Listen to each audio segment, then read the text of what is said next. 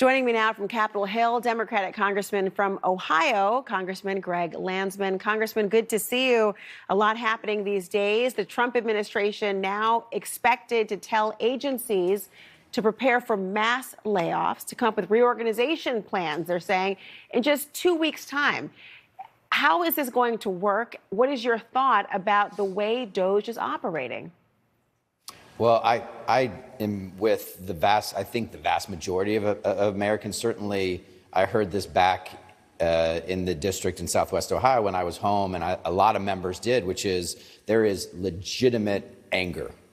They feel like I do, that this is a hostile takeover of our federal government by Trump and this unelected tech billionaire who gets tens of billions of dollars from the federal government. He gives hundreds of millions of dollars to Trump and Republicans, and they give him the keys to everything.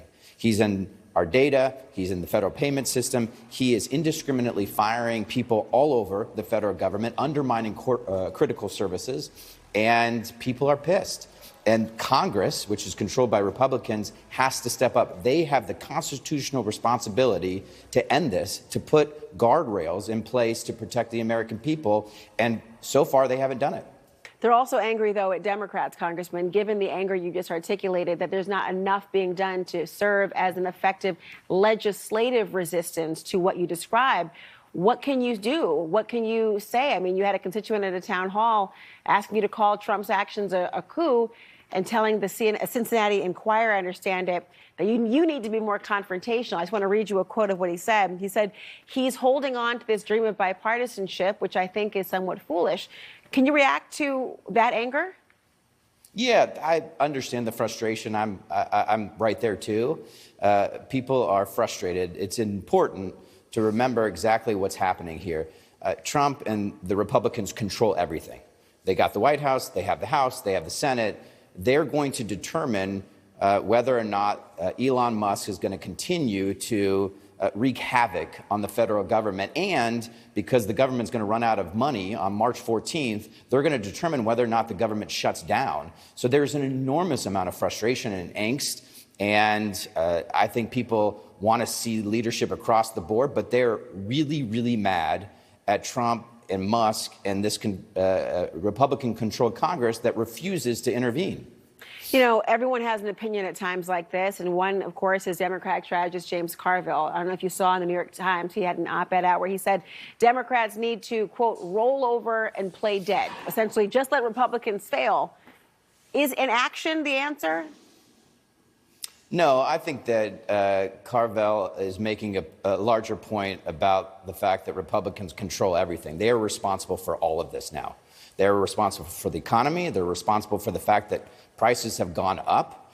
They're responsible for whether or not the government stays open. They're responsible for all of it. And so it's important for Democrats to continue to point that out and not to do anything to get in the way of the American people appreciating or realizing what's happening here, which is you have Trump and Musk doing whatever they want without any congressional oversight because Republicans won't step up and do anything. Do you have concerns that the American voters will assign the blame wider than just Republicans, that they will also assign it to Congress as a whole, thereby impacting your ability to try to reclaim the majority in the midterms? I think the American people are very clear-eyed about who runs the show right now, and they will blame, as they are now, Trump and Musk and congressional Republicans who have not stepped up. You're seeing that in the polling. I mean, the American people are not dumb. They're very smart, and they are very angry with the fact that instead of fixing the economy and lowering prices, they're doing the exact opposite. They're creating unemployment with these mass layoffs. They've started a trade war, which is increasing prices, and they're about to shut the government down.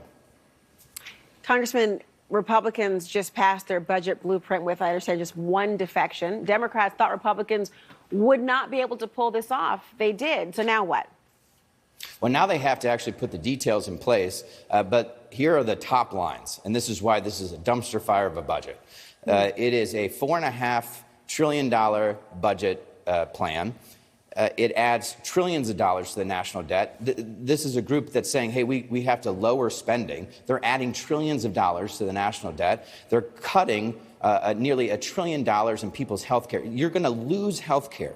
Hundreds of thousands of people in Ohio, tens of thousands in my district are going to lose their health care if this budget passes, all so they can pay for these ridiculous, wasteful tax giveaways to billionaires and big corporations. It is a very unpopular budget, and I'm not sure they will ultimately have the votes to pass it once people realize, and they realize, that it's $1 trillion out of healthcare, trillions more in deficit spending, all for what?